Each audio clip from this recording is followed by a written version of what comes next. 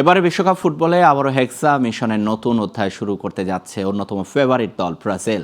বাংলাদেশ সময় ভোর 4টায় নিউ ইয়র্কের নিউ জার্সি স্টেডিয়ামে আফ্রিকান জায়ান্ট মরক্কোর বিরুদ্ধে মাঠে নামছে 5বারের বিশ্ব চ্যাম্পিয়ন। এদিকে মাঠের লড়াইয়ে প্যারাগুয়েকে গোল বন্যায় ভাসিয়েছে যুক্তরাষ্ট্র, তবে পয়েন্ট ভাগাভাগি করতে হয়েছে কানাডাকে। বিশ্বকাপের সব খবর নিয়ে রাজিন সালের প্রতিবেদন।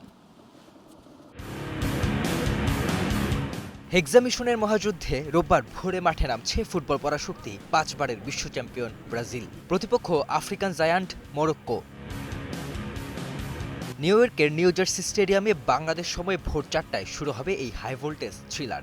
ভিনিসিয়াসদের সাম্বা ম্যাজিক দেখতে অধীর আগ্রহে প্রহর গুনছে কোটি ফুটবল ভক্ত। তবে দর্শকরা মিস করবেন ব্রাজিলিয়ান মহাতারকা নেইমারকে। শুধু ব্রাজিলই নয়, আগামীকাল মাঠ মাতাবে আরও বেশ কিছু হেভিওয়েট দল, যেখানে গ্রুপ ই এর ম্যাচে নবাগত কোরাসাওয়ের মুখোমুখি হবে 4বারের বিশ্ব চ্যাম্পিয়ন জার্মানি। অন্যদিকে গ্রুপ ডি এর আরেক জমজমাট লড়াইয়ে লড়বে অস্ট্রেলিয়া ও তুরস্ক। এদিকে ঘরের মাঠে প্যারাগুয়েকে গোল বন্যায় ভাসিয়ে তাণ্ডব চালিয়েছে টুর্নামেন্টের সহ আয়োজক যুক্তরাষ্ট্র। তবে অন্য এক ম্যাচে ঘটেছে উল্টো ঘটনা।